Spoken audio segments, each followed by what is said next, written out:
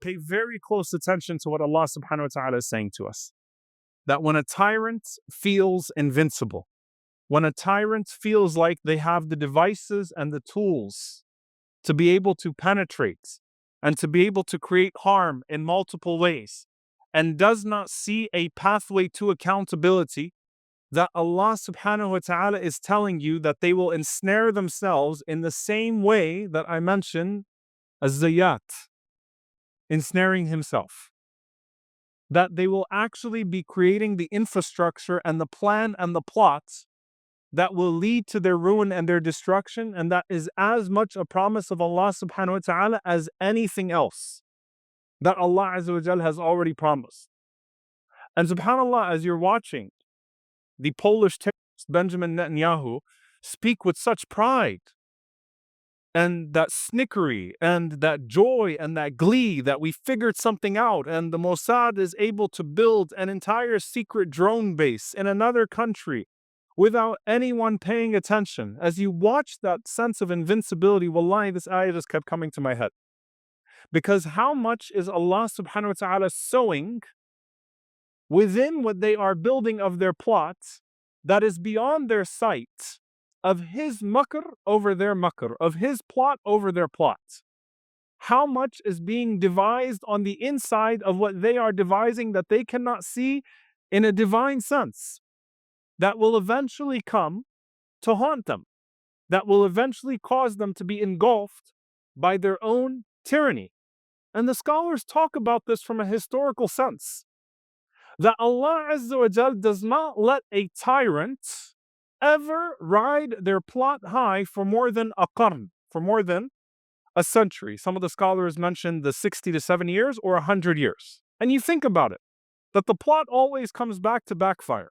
The two greatest tyrants that the Muslim world knew were the Crusaders and the Mongols. And the Crusaders pillaged Jerusalem with the goal of eliminating the light of Islam once and for all, so that it would never be there again. And I want to say that it is important for you, O Muslims, as you attend Jum'ah, to feel every bit of the weight and the pain of the fact that Masjid al-Aqsa is closed. May Allah Azza wa Jal liberate it. Masjid al-Aqsa has been shut down.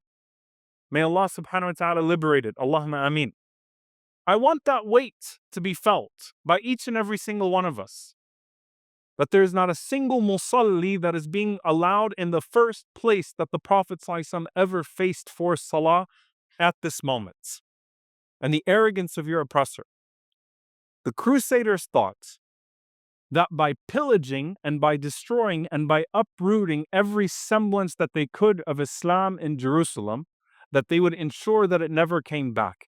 In the process of that, the darkness that they put forth and the historic footprint of that darkness actually backfired, because Salahuddin al-Ayyubi, rahimahullah ta'ala, did not just reconquer Jerusalem, but the light that Salahuddin, rahimahullah, brought back to Jerusalem, the standards that he upheld, the way that he carried himself, the way that he refused to be tainted by their darkness and become dark in the standards that they put forth like them.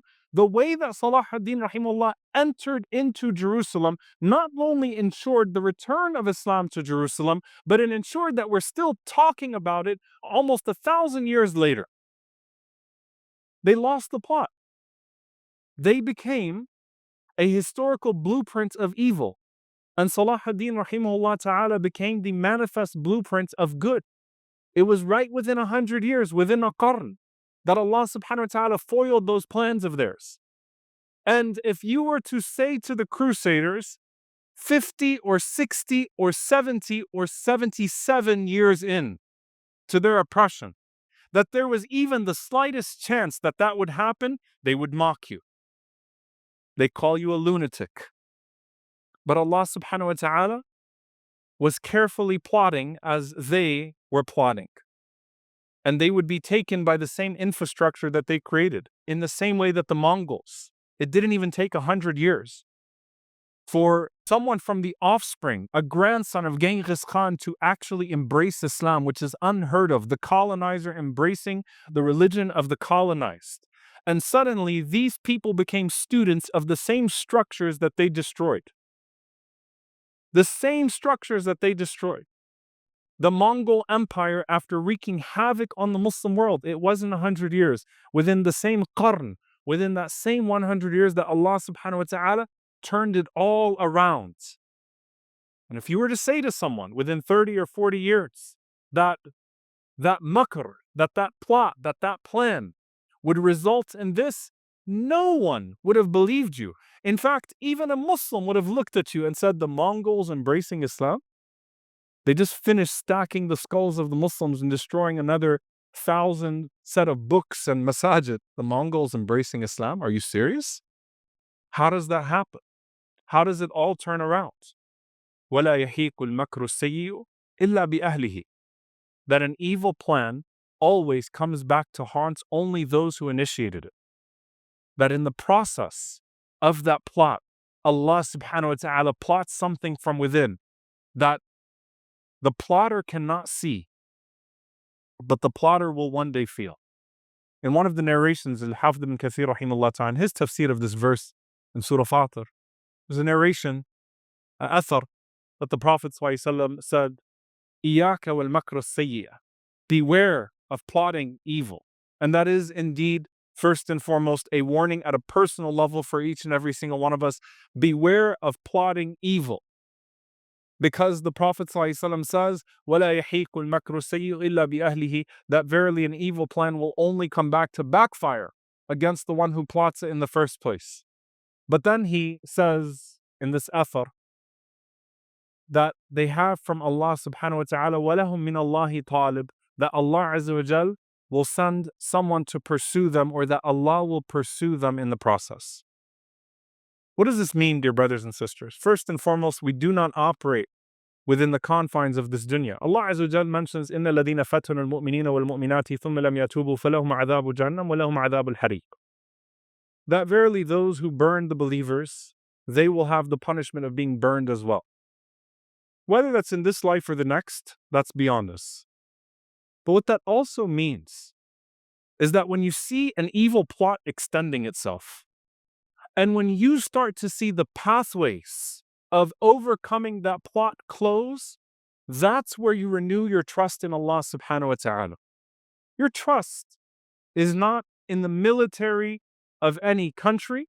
Your trust is not in the defense of any country.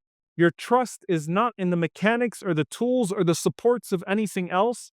Your trust is in Allah subhanahu wa ta'ala, who is the maker of all means and the reason for all reasons. Your trust is in Allah subhanahu wa ta'ala, the controller of all outcomes.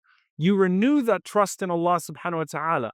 But, and there is a big but here, there is no reason for you in any way to feel better about yourself when renewing your trust in Allah subhanahu wa ta'ala. These promises and these ayat are not meant to instill complacency in us. These promises and these ayat are not meant to say to us to take a back seat now and to say, let Allah Azza wa Jal do what He does. It's first and foremost that you renew your yaqeen, you renew your certainty. That certainty in the promise of Allah was in 2021, it was in 2023, it's in 2025. It was in 1948, it was in 1967, it'll still be around. That they will create or be the authors of their own destruction in the divine decree of Allah subhanahu wa ta'ala. And we believe that. But you come back to yourself, dear brothers and sisters, and you renew your own effort. You renew your own movement. You renew everything that you said that you would do when it all first started. I don't want to hear anyone talking about Gaza fatigue. It's pathetic. I can tell you, by the way, in Hajj, that you could hear the people making their dua in Tawaf, and you could hear them making dua over the microphones in Arafah.